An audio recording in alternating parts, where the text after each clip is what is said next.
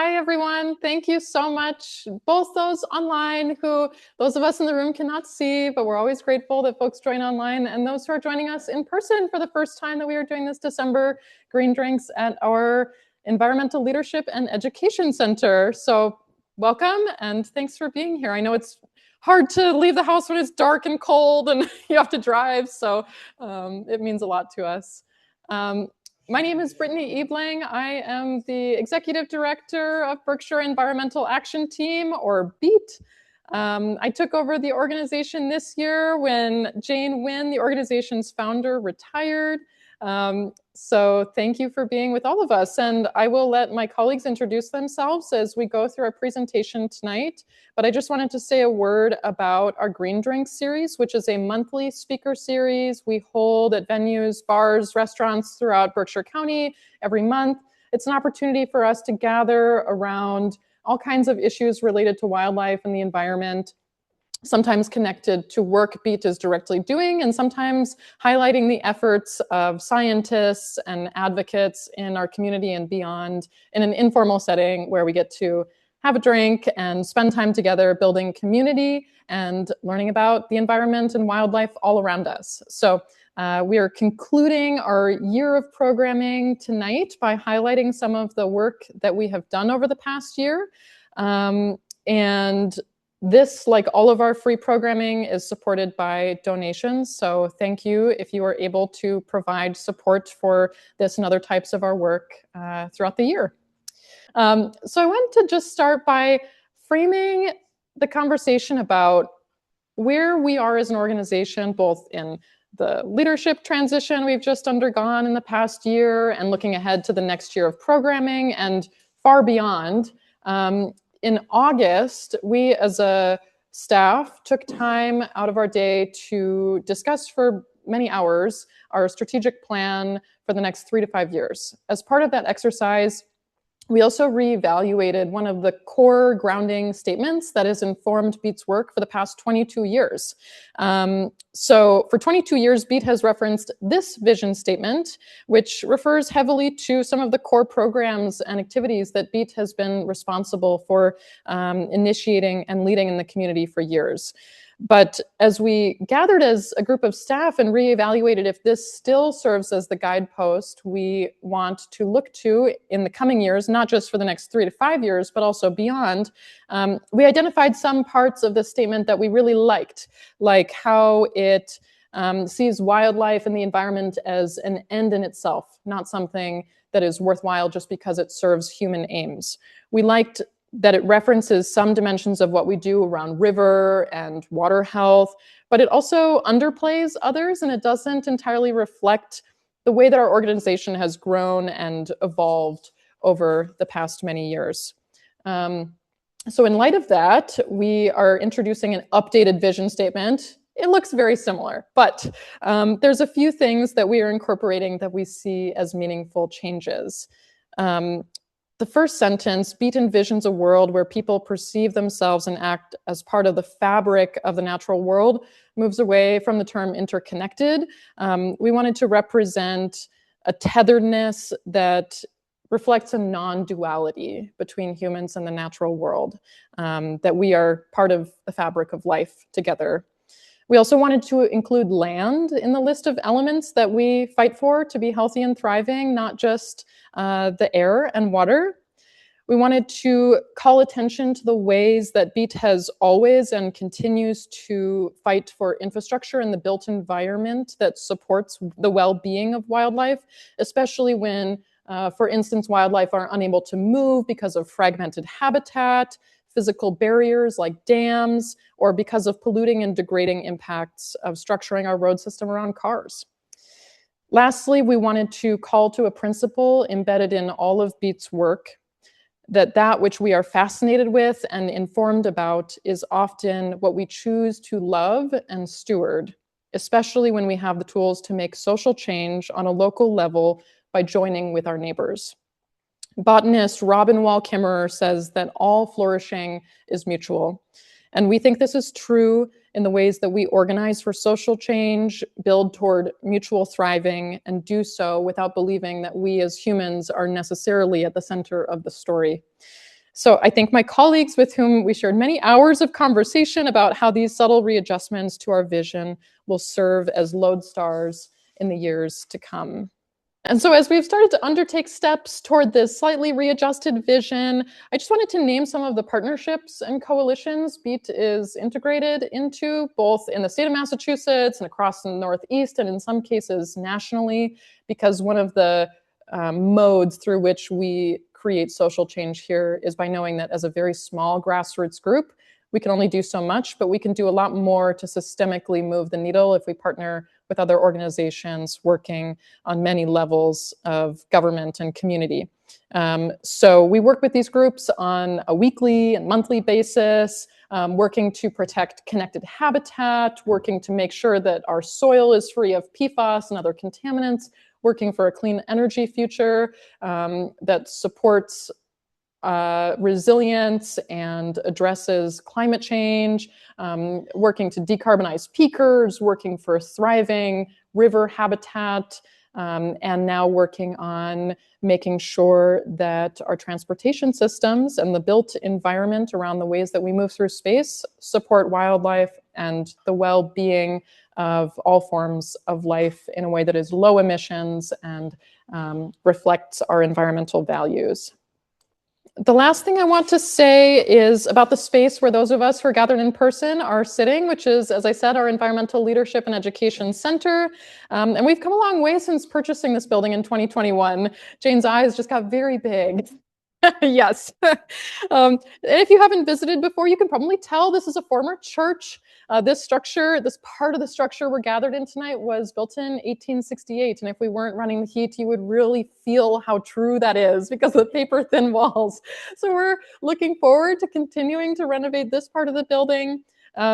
Earlier this year, I presented to the board of the Massachusetts Cultural Facilities Fund, where the leads of the Massachusetts Cultural Council and Mass Development heard about our progress on this structure. And now we're looking ahead to the next phase of renovations, having made the building accessible and not prone to burning down because of knob and tube wiring. And we're looking ahead to insulating this portion of the structure, adding solar panels and battery storage so that we can island in the event of a power outage and be a space for community members to come in events of climate change induced weather events that threaten our grid stability, so we can demonstrate what it means to transform a historic structure into a space that is off of fossil fuels, represents the clean energy future that is within reach, and hosts environmental science exhibits and workshops for years to come. So with that, I will pass off to our newest member of the team. I feel like I'm accepting an award. Working for BEAT is my award. This is a picture of one of my interviews with BEAT. It was my staff interview with Jane and Chelsea, and yeah, we were visiting dam removal sites, and I was love at first sight. I was hooked. I was really, really excited for the opportunity, and I still am. So yeah, I wanted to tell you all a little bit about my past experience and what I would like to bring to BEAT.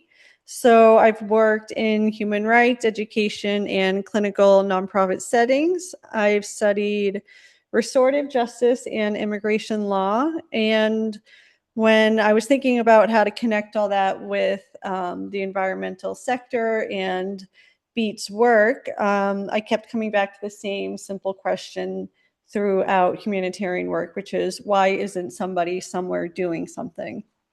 Through the lens of restorative justice, environmental justice asks for shared community responsibility, and knowing that all impacts land first and hardest on those with the least power, but eventually touch us all.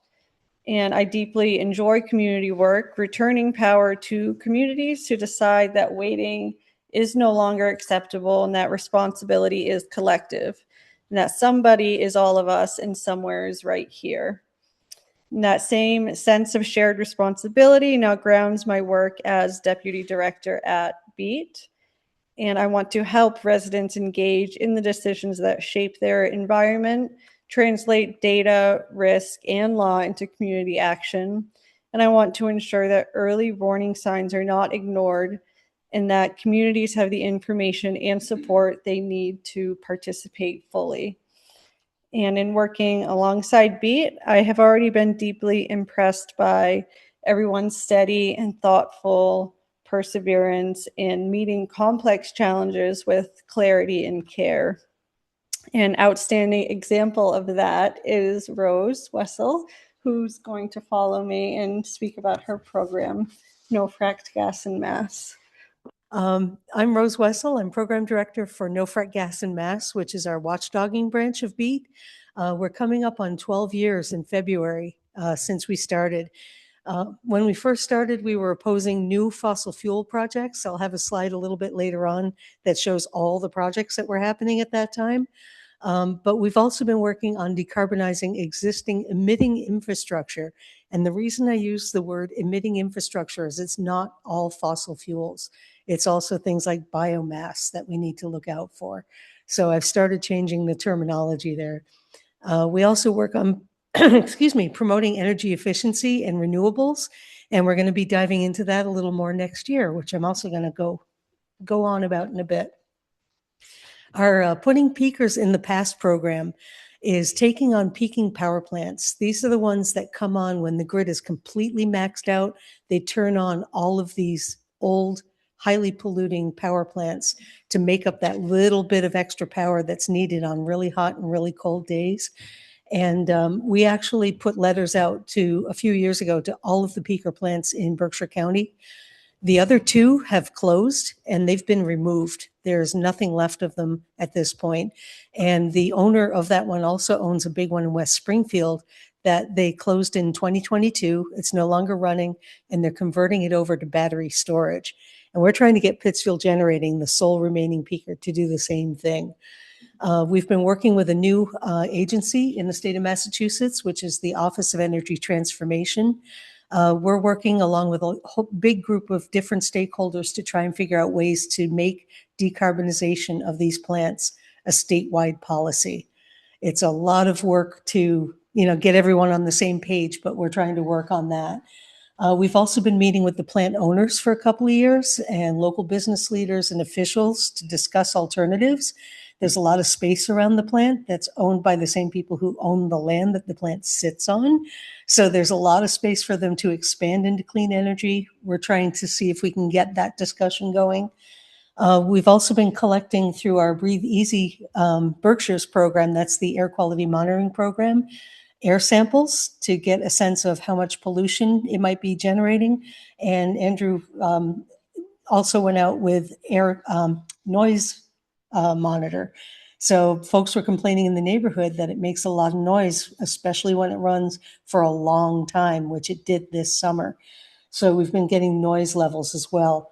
And we also secured and analyzed daily and hourly data on how much power it's supplying when it runs and what the emissions are when it runs. So we could do a lot of analysis on how the plant is running and how long the plant is running. That gives us an idea of what possible replacements we could come up with. How many batteries, what kind of batteries would they need to replace most, if not all, of their current fossil fuel work that they do. We also gathered community feedback. There's a petition that's still active if you haven't signed. Even if you're not sure if you signed, go ahead. I weed out repeats. And let folks know that if they want to see an end to fossil fuel emissions in the middle of Pittsfield, you can sign this petition. You don't have to be from Pittsfield. We have folks from up and down Berkshire County that have signed as well. And we had a community input session. And some of the really interesting results on that were that when we talked about a transition to battery storage, there's a lot of consternation over battery storage right now. There were 0 no's. Nobody said no. And when we asked, they're like, we would rather see a small risk, and it's a very small risk of battery going wrong, than know that we're going to be polluted when this plant runs every winter and summer. Folks on the battery issue were pretty even. Nobody wants it to continue operating as is. And as far as battery, it was 25% hard yes, and about a 40% maybe, and no no's. So we didn't expect there to be that much acceptance of the idea. And there are lots of ways to design it as well. And we really want to encourage, if we get to that point, full community participation in deciding how that happens. Yes. Do you mind if I ask you? No, go ahead, ask a question. At this point, what or who would be objecting? The question was what or who would be objecting? You mean to doing battery instead of fossil fuel? Sometimes folks are very scared of there being fires, and that's getting more and more rare. It's actually a 0.2% chance per gigawatt of battery storage chance of there being a fire. And they, if they're lithium batteries, that's when there's a risk of fire. They are built much more safely these days. So there's almost no risk of there being an enormous fire. And one of the things that we're advocating for is iron flow batteries or iron air batteries. Those are new technologies that are beginning to be deployed, and they are non-toxic and non-flammable. So we heavily advocate for those. We're actually trying to meet with some of the owners to get some details on what it would take to replace the power plant. So that's what we're hoping folks will be interested in, and we want to make sure that folks are interested in it before anybody decides anything, because that's how things are decided right now. So the emissions this year have been really, really high. They ran 303 hours at one point this summer. And in the 9 months of this year, they already emitted 68,000 tons of CO2. It's projected to be about 5 times what it was last year. The NOx transmission emissions are expected to be about 3 times what it was than last year by the time we're done. And I looked at the data, and the pollution per megawatt hour of power that they generate is steadily rising year after year. Is this just Pittsfield? Yeah, this is just Pittsfield generating. So that's that one source. It's actually 78% of standing emissions come from this power plant in Pittsfield. And that's even though they don't run very often. So when it does run, it's highly polluting. The noise ratings, we've caught some above 50 decibels, and we've had reports from folks in the neighborhood of higher noises. So we're going to continue with that.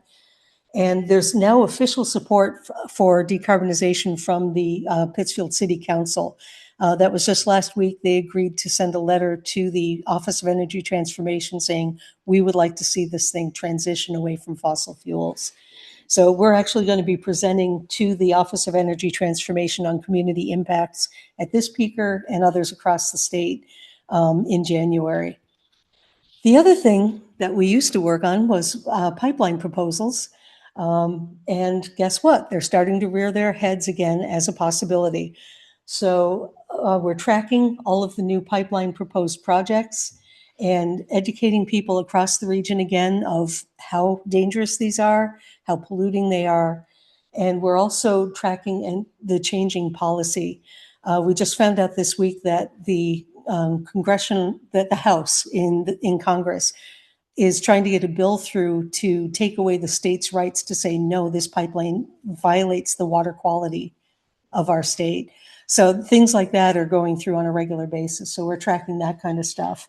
One of the ones that's being talked about a lot is Constitution Pipeline, which we show in this graphic. This is from Pennsylvania up to a large gas hub in New York where several pipelines come together. And this was proposed a while back. And it sort of is a big straw from where the fracking fields are, where the gas is extracted, up to a major hub. And now this time they're also adding an extra part of the pipeline down to a Tennessee gas pipeline in Pennsylvania that swings back up into Massachusetts. It's our main Tennessee gas supply. So it's pumping, if it gets built, it would pump all of that new supply of gas, 650 decatherms, 650,000 decatherms a day of gas would become available for New England. And the reason that that's a problem is this is what we were fighting back when we started. These were all brand new pipeline proposals at that time, including Constitution, which shows up there. But there's another one along there that was the Ned pipeline. A lot of folks here will remember that they were proposing a large pipeline to run through Massachusetts, up into New Hampshire, and back down. There was also a Enbridge pipeline, that's the Algonquin gas transmission, it's AGT on here, that was proposed that didn't get built. And what's happening now is they've been going ahead and expanding that anyway. So even though Constitution isn't a done deal yet, they've been expanding their capacity for the last couple of years now.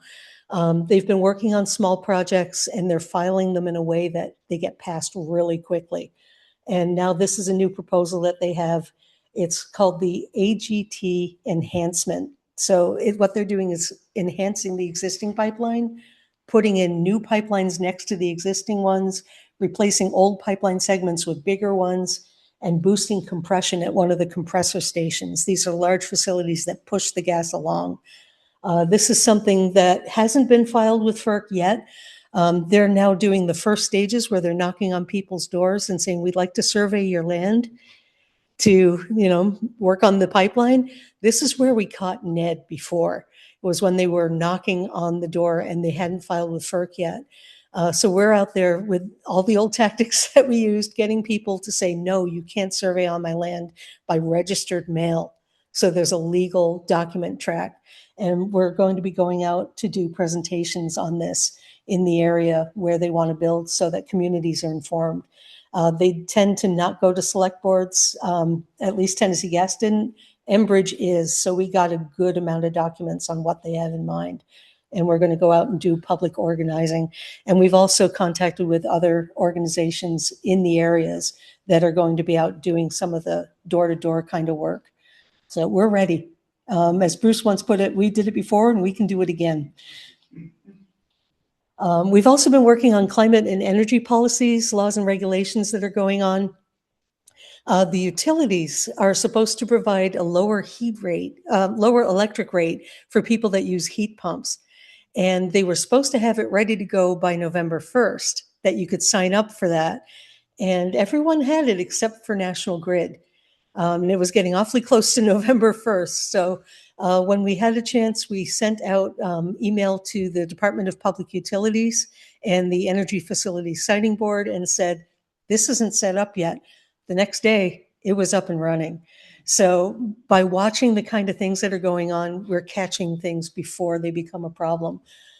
We've also been providing feedback on clean energy siting and permitting regulations.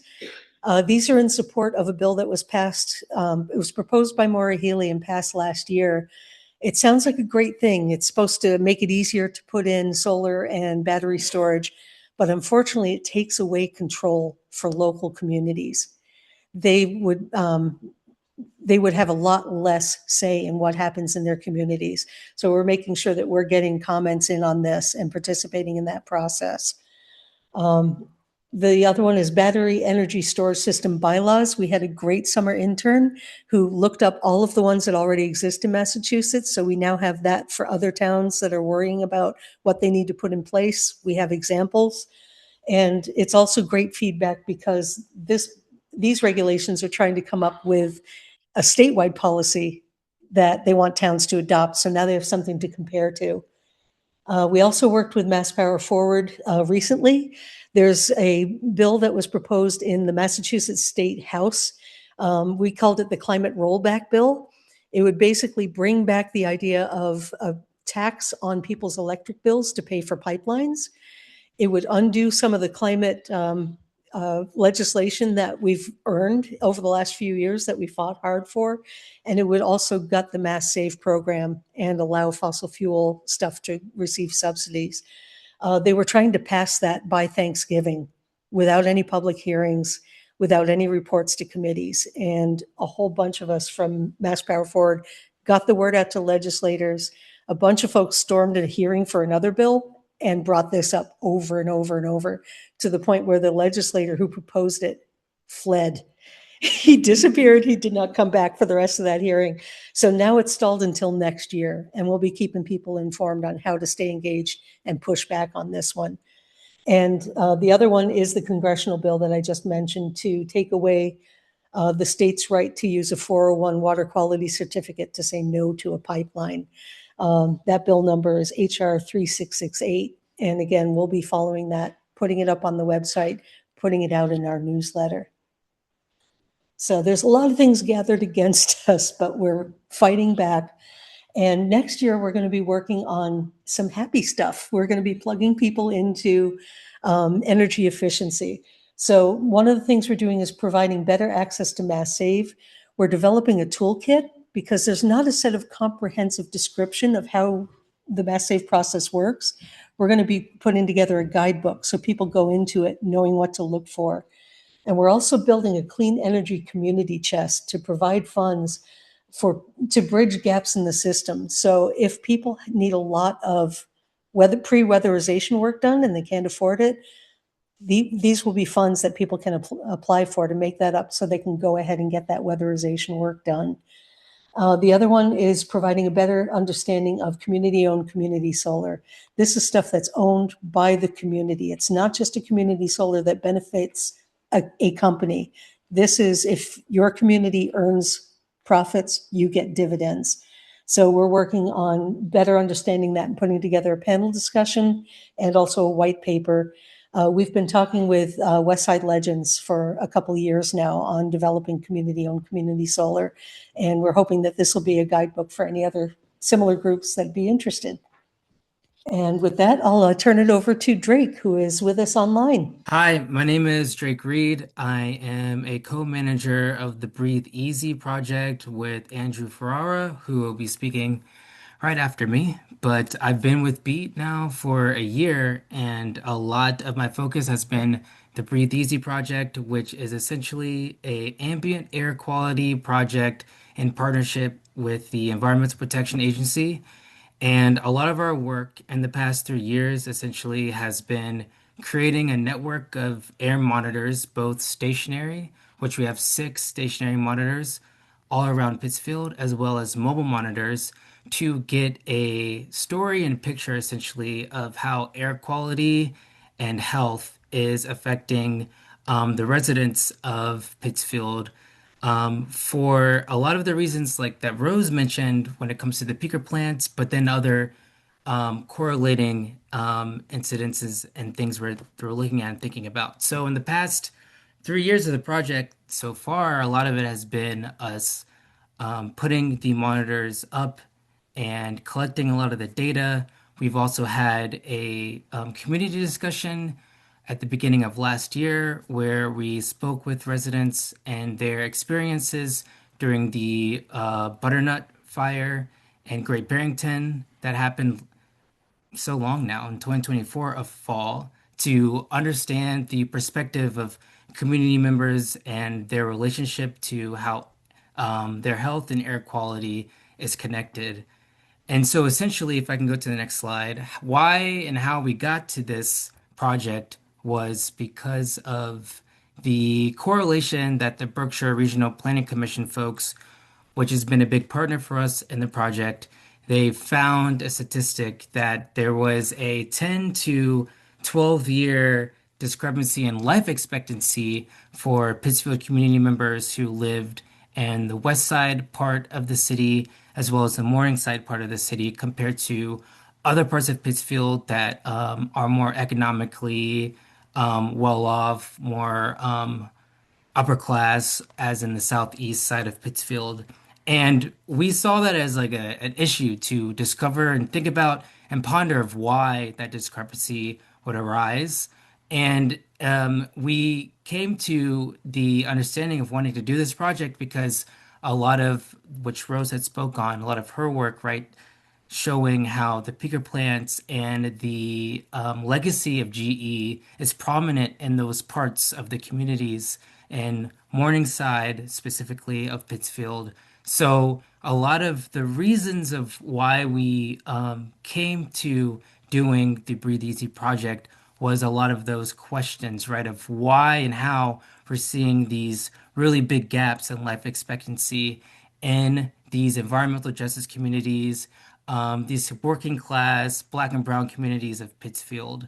So the whole mass of what we're looking for and what we're trying to investigate through the Breathe Easy project are three particular pollutants. If we can go to the next slide, those three pollutants are nitrogen dioxide, particulate matter 2.5 and 10, as well as volatile organic compounds. So nitrogen dioxide is when fossil fuels are burned, and this can happen when you're starting up your car, right? Or when trucks and buses, the conflation or the combustion of how trucks are started and cars are started also entails nitrogen dioxide, and as well as just construction equipment in general. Like when you think of a construction site, a lot of that can give off the combustion of nitrogen dioxide. Another big indication of nitrogen dioxide is the peaker plants, right? And other power plant generators and legacy polluters, which is prominent in Pittsfield. So that's power plants. And some of the health expectancies of the effects of those things are essentially watering eyes, coughing, as well as trouble breathing conditions and indications of respiratory illnesses can be a cause of nitrogen dioxide, as well as cardiovascular effects can be indicated from nitrogen dioxide.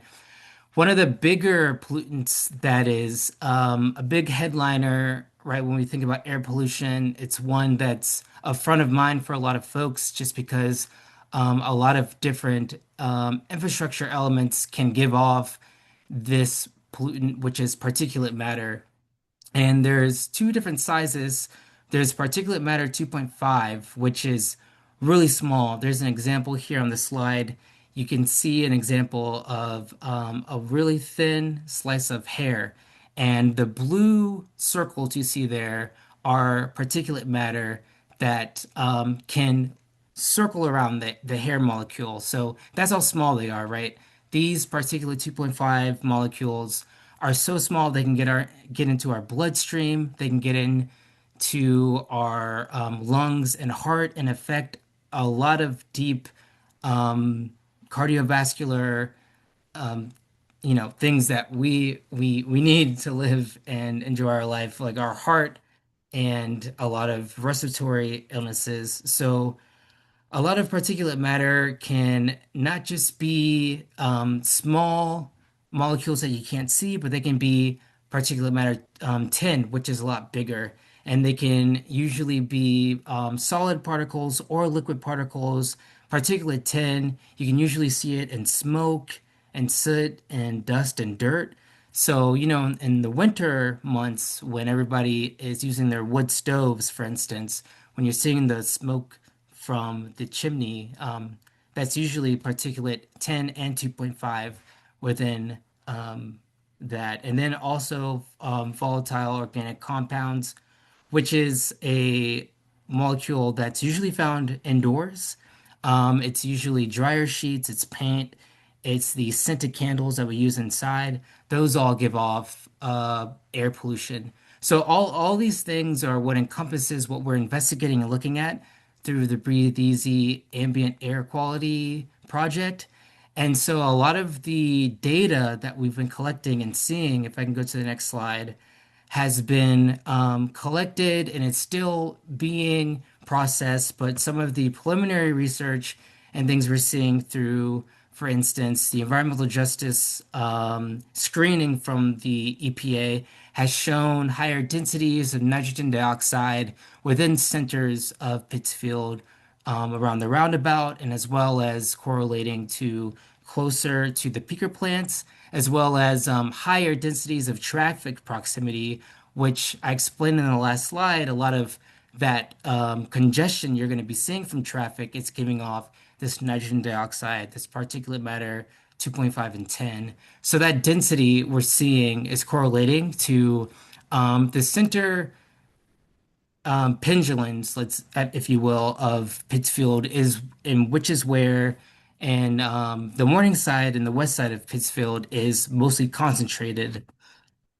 So also a lot of the work through Breathe Easy is collecting and understanding, which Andrew's going to go into how it's done through the mobile monitoring and the ambient air piece. But we've also wanted to connect it to the community members, create a survey to try to see their understanding of their connection of how they understand air quality and health. If I can go to the next slide, you can see a lot of the examples of how we're doing surveying into the community. And a lot of the literacy that we've created is trying to show an example of how the EPA's air quality spectrum works. And a lot of people in Pittsfield don't necessarily understand or realize that when we're talking about bad or hazardous air quality days. If you guys can remember the wildfires that happened when the Canadian fires happened, right, last summer, as well as last fall when the Great Barrington fires happened.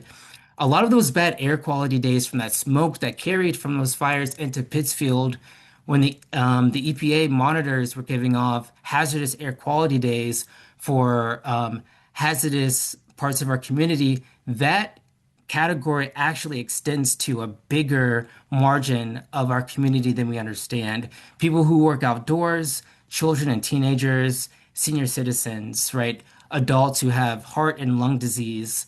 That's a big portion of our community. And we've created through a lot of our outreach to the community around how to connect air quality and health and how it affects us, try to communicate the understanding of how air quality isn't necessarily when we're speaking about hazardous groups. It evolves and it's a lot of people in the community more than a lot of us might realize.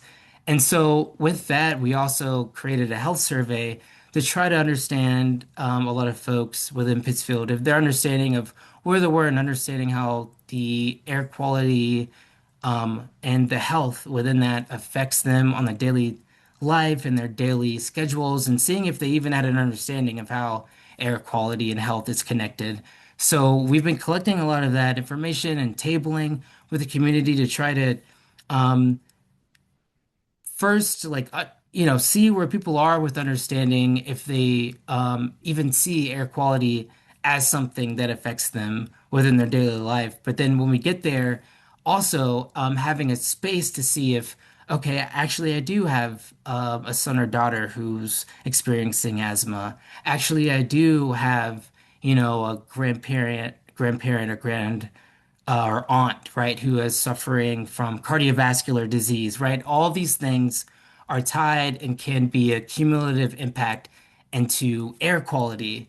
And so, if I can go to the next slide, something we've been actually seeing a lot throughout this process is that when we're connecting with the community and sharing and explaining the EPA's air quality tool and showing how a lot more people in the community might be affected by air quality than they realize, but then also giving out the questionnaire to see where people are at with their understanding of where air quality matches into their daily life of health. There's been a really great engagement within the community. A lot of great work has come out of going into Pittsfield high schools and doing experiments of how air quality might be affecting their high school experience, their experiences while they're actually trying to get an education, or when we're also sharing how much of the fact that they are so tied to their quality and their health is front of mind for how much they can be affected, them understanding that and creating these different projects like zine experiments and air quality experiments that we've been doing there has been a great way of connecting how Breathe Easy and air quality is tied into the greater context of the community's perspective of health and yeah, air quality. And yeah, I'll pass it off to Andrew, but a lot of what I think what's been great about Breathe Easy is how much of engagement and how much people within Pittsfield, specifically in the high school level, really care and really want to take this measurement and understand the importance of how much clean air means for their well-being. And I'm going to pass it off to Andrew, who's going to talk about the mobile monitoring aspect of Breathe Easy and how we've picked out different places like the peaker plants and like other correlating traffic congestion areas that we've used to investigate through our mobile monitoring process, as well as these stationary monitors. Thanks, Drake. So as Drake mentioned, for anyone I haven't met yet, my name is Andrew, and I'm the other co-manager of this project. I get to do what I think is the fun part of the project, which is all of the data collection and analysis, and all of that really cool stuff. So I get to look at what's coming in from our stationary monitors, which is what's pictured up there with the solar panel on the front. So we have 9 of those throughout the city, and they take readings 24/7. They're actually taking a reading every 15 minutes, and then they put out an hourly average. And you can see what the current air quality is at these different locations by going to the breatheeasyberkshires.org website. I also get to manage our awesome team of mobile monitors. So pictured here is one of our staff members, Dan, who is taking out the little handheld mobile devices that we use, which are also monitoring the same pollutants that Drake mentioned earlier. But this is able to do it on more of an on-the-ground investigative capacity. So we can see where different potential sources of pollution are coming from different times of day, different locations, comparing, for example, around when the peaker plant is running versus when it's not. So it allows us to do a little bit more investigation and respond to community air concerns. So this is preliminary data up here on the screen from about 1.5 years of air quality monitoring. So we've collected more data since then. But on the whole, I get to share with you that the air quality in Pittsfield is pretty good most of the time. This bar graph on the left shows NO2 levels averaged out over about a year span, and you can see they're all in the green. This is using the color coding of the EPA's air quality index. So NO2 is all looking really good. This graph on the right shows particulate matter 2.5. So that's the smaller size particles that are more dangerous for health. And you can see it's all still pretty low, even though it's getting up into the yellows and oranges. These are actually still low averages. The highest one you can see, Pittsfield Municipal Airport, it is just over the threshold into the unhealthy air that makes it orange. But this is also at an airport, and it's in the middle of the runway, so not a place where lots of community members are going out, breathing that air, spending time. So not really a point of concern.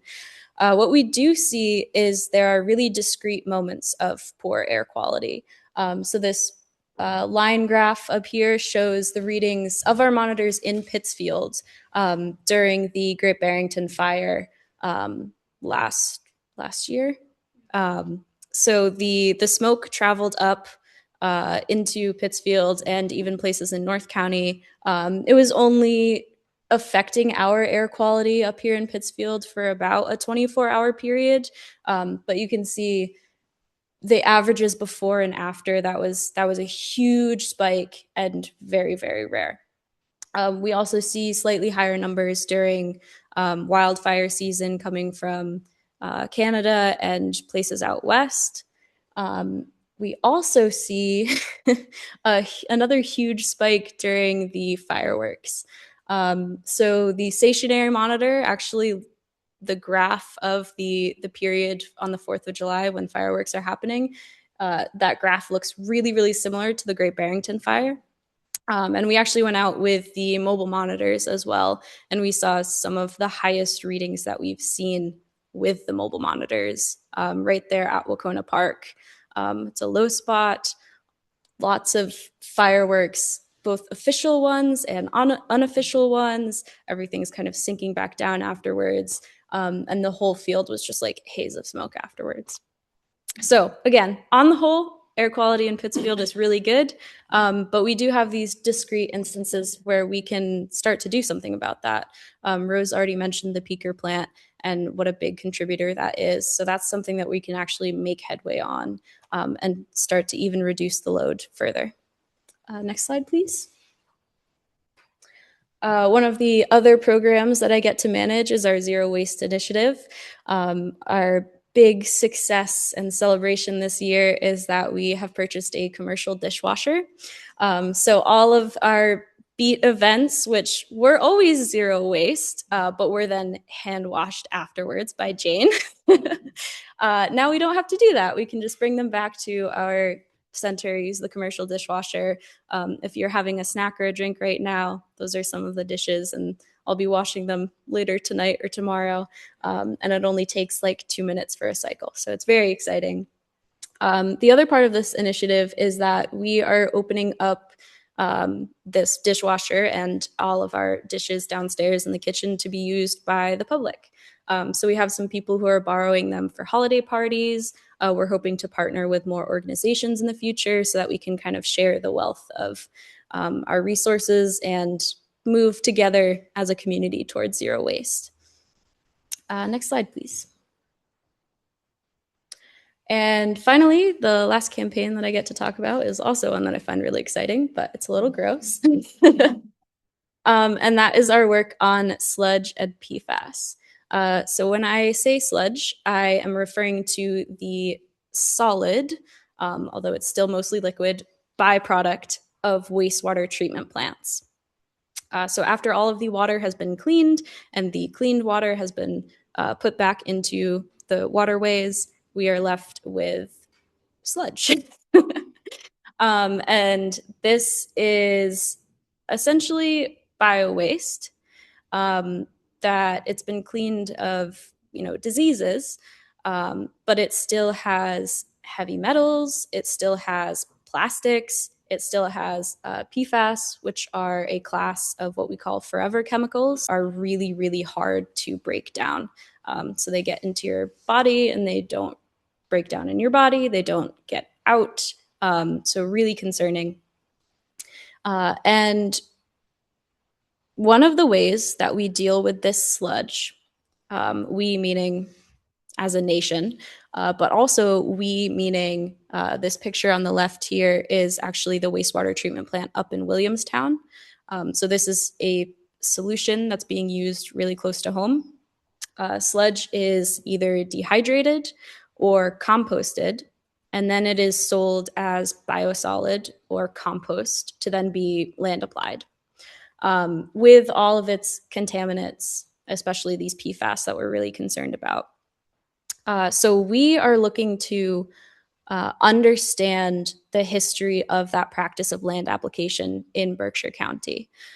So we are able to pull together records from a public records request that we put out from the state.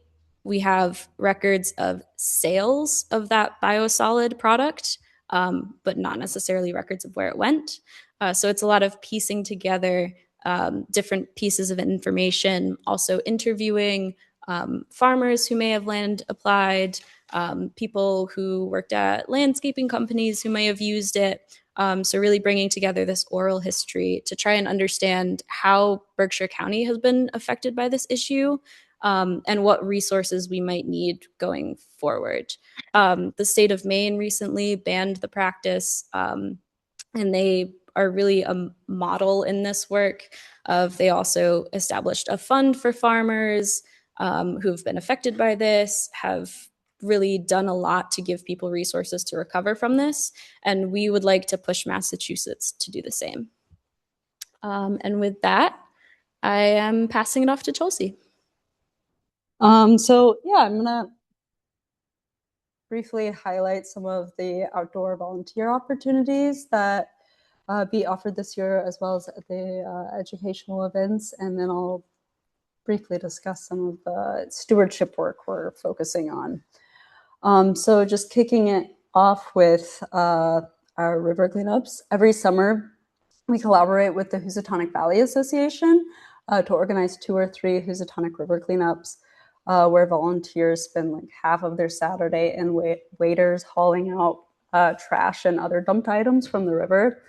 So you can see here a list of some of the items we removed this summer from the Housatonic, and I know some of you here have participated in these cleanups. Like Jeff Turner is just a superstar when it comes to the river cleanups. So you know just how hard and grimy the work can be.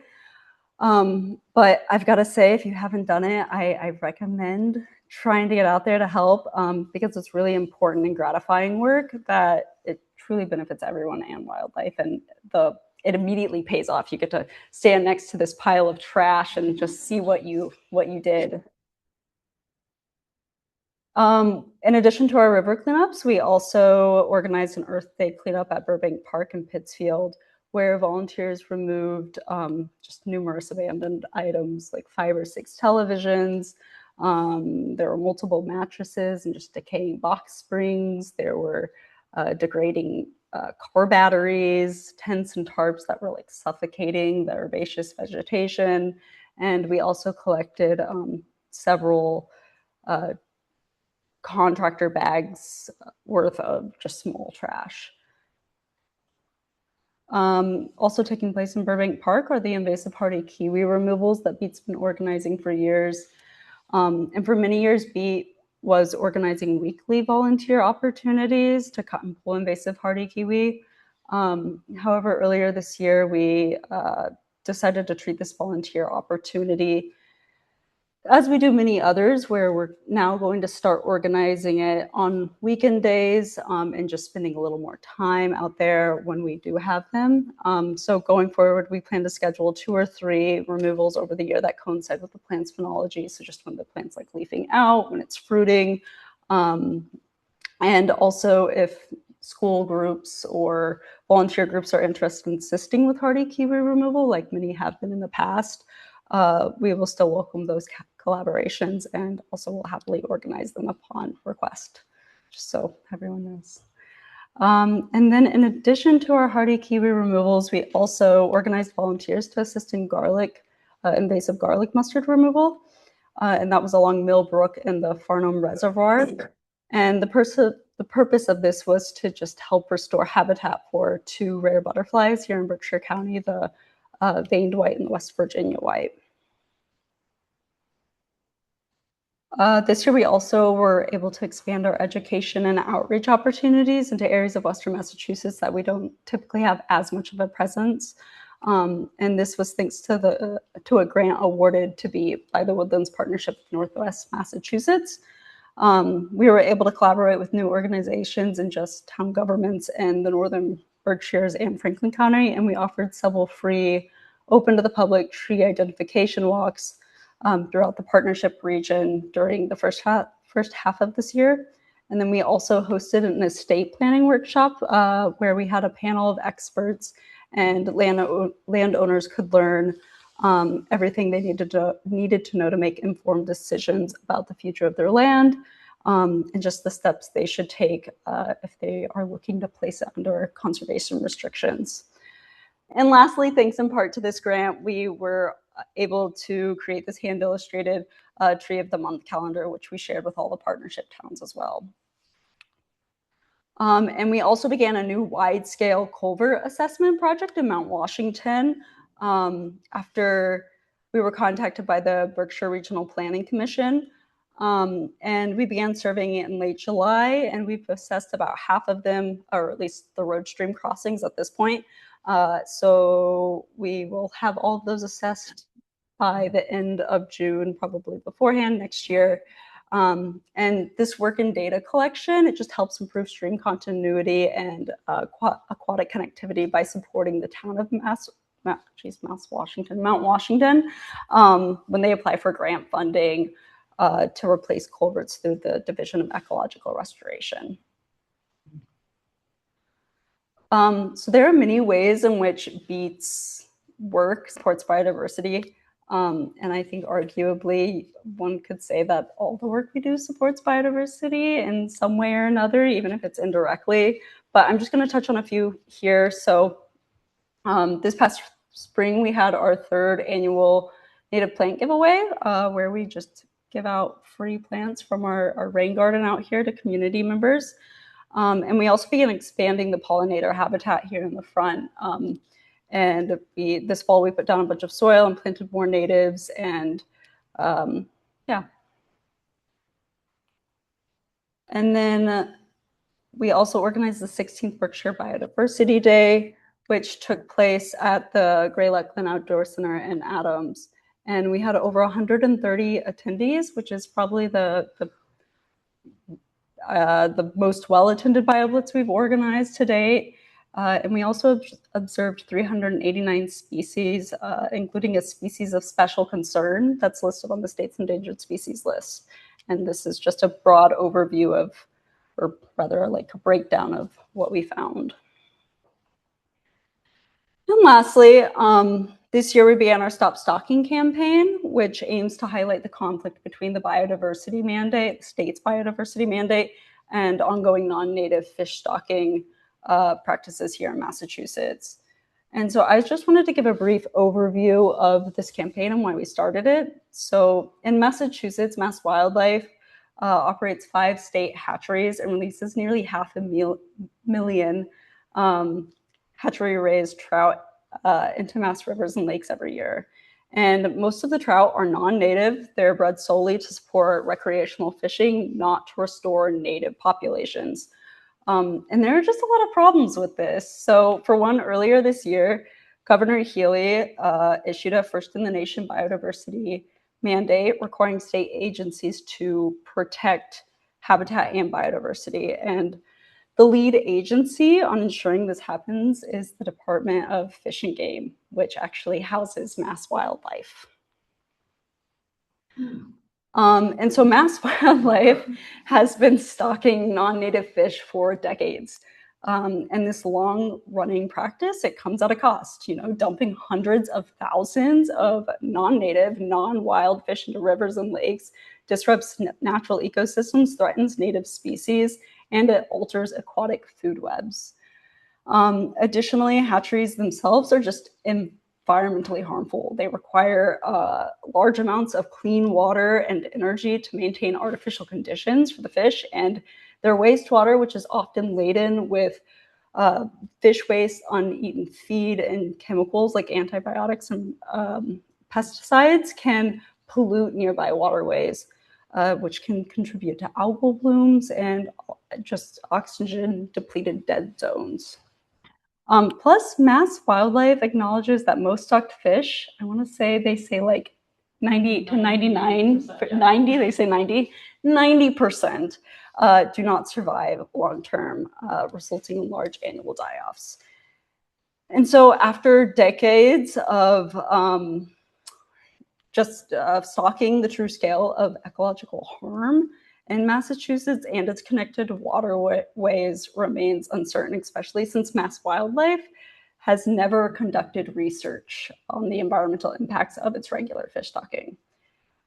So BEAT believes Mass Wildlife should reallocate funds to support biodiversity, and we're encouraging people to contact the Commissioner of Massachusetts Department of Fish and Game, or contact your local Mass Wildlife District office, and just request that they stop stalking your local water body.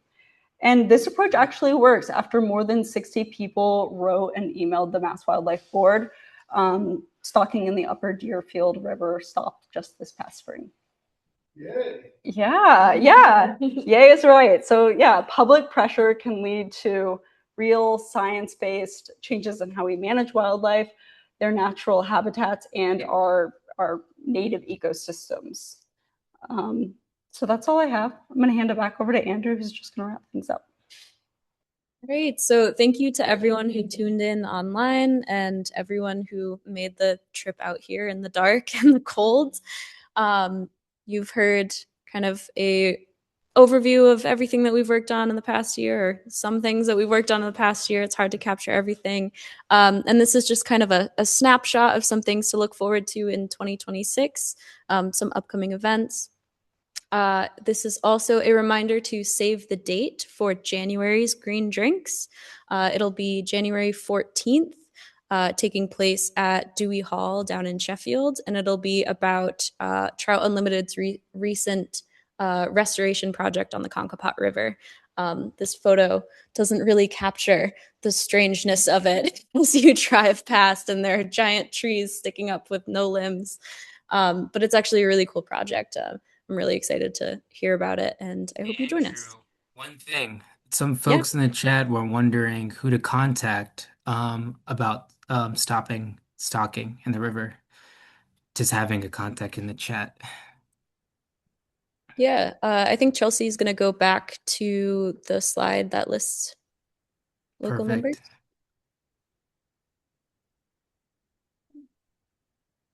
There we go.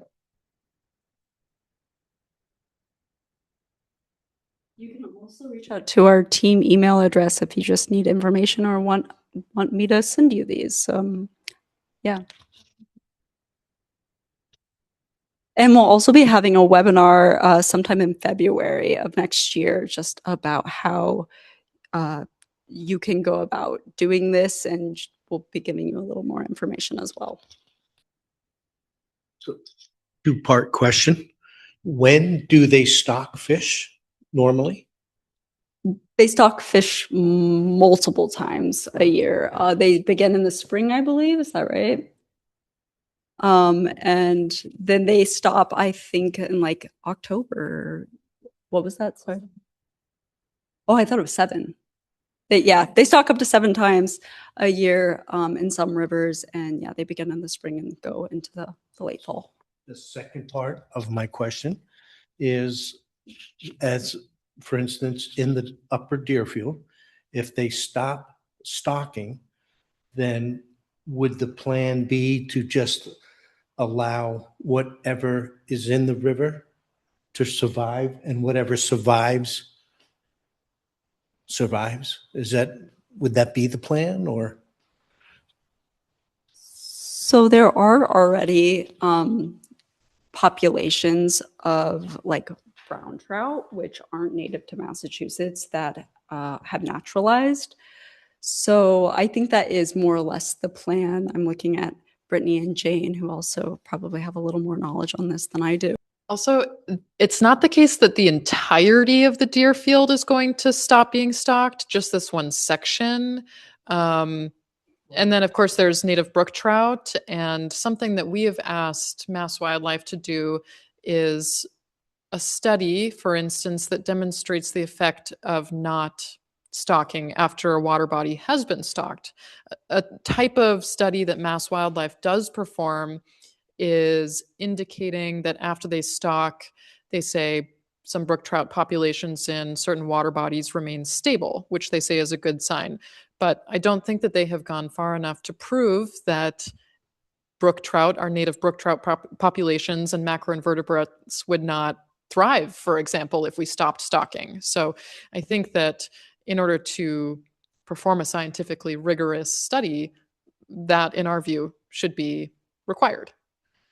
So the upper Deerfield remains to be seen, since this is, I think, the first year they won't stock.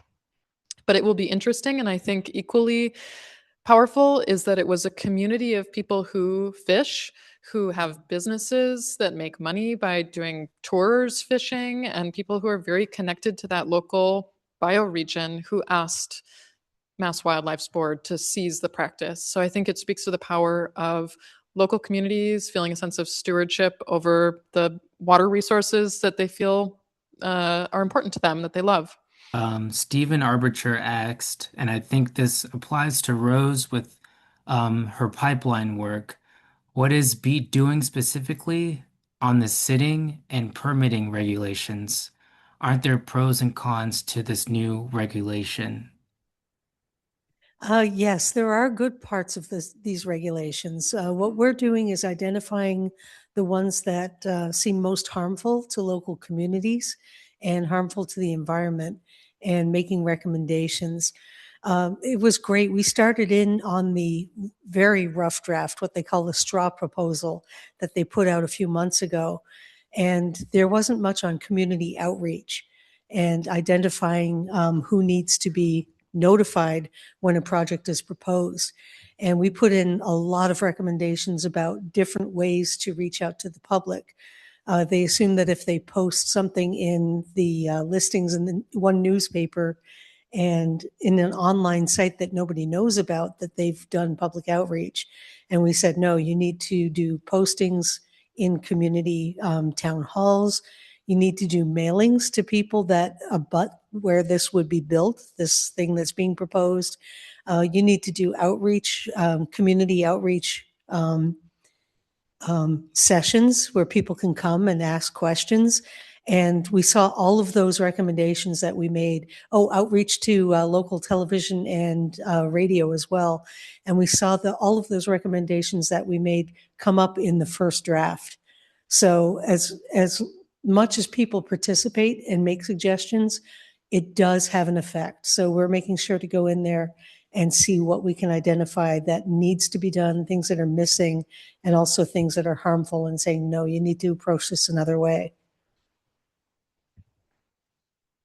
Awesome. And then the other question, which I think is directed to the Breathe Easy work with me and Andrew around air quality, is from Terry Stifler. I'm sorry if I mispronounced the last name, but have you ever thought of possibly correlating the areas with poor air quality readings versus folks in the local hospital with asthma and other related illnesses, and what part of Pittsfield they are from on an anonymous basis?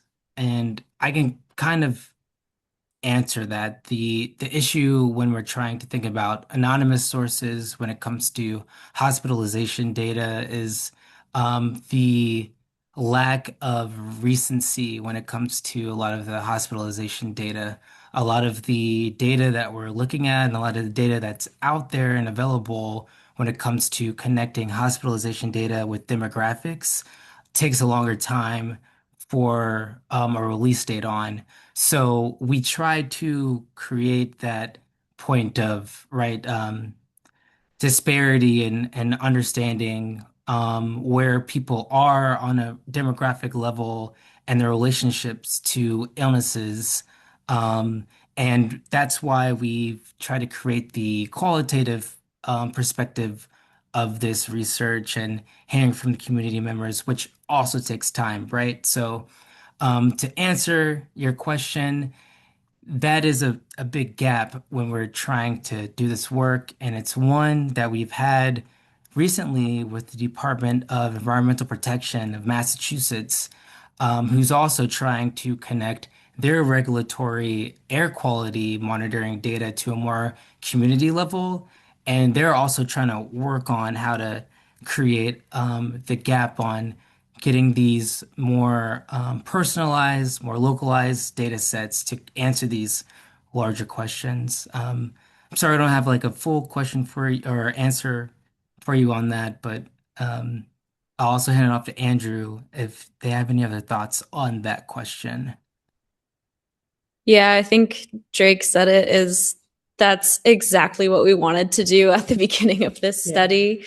But the lack of data available has caused us to pivot, and that's what Drake's been working to kind of piece around that missing data with this community health survey. And a few other things from the chat, I will say it's from Stephen again, and in response to what you're saying, Rose, Terry, I discussed with Rose the potential for looking at exacerbation of respiratory illnesses, i.e., asthma correlation with exposure to peaker plant operations and other air quality events, i.e., wildfire. There are data showing this showing this from other communities, which is super exciting. And thank you, Stephen, for sharing. What rivers in Berkshire County are being stocked? What rivers aren't being stocked? It is a crazy map. I recommend looking at the Mass Wildlife Stocking map. It is just like as if someone took their bulletin board and fit as many push pins into it as they possibly could, where lakes, rivers, and streams in Massachusetts are being stocked. It's Chelsea has something to add. Yeah, so I was looking at the map just a moment ago, and I feel like the map doesn't even reflect entirely what they claim they are stocking. So they say they stock over 450 lakes, ponds, rivers, and streams in 264 towns across Massachusetts. So looking at the map, like, it's just not even reflective of those numbers. Yeah. They have an annual report as well that details all of their stocking operations, which include pheasants, other animals as well. So that's instructive. But I think out of reference for everyone's evening, we will conclude there. So if you have additional questions and you're tuning in online, please don't hesitate to give us a call or reach out by email. Thank you for spending your evening listening to our presentation and engaging with and supporting BEAT. And if you're in person, we're happy to chat after we wrap up. Have a great night. Thank you.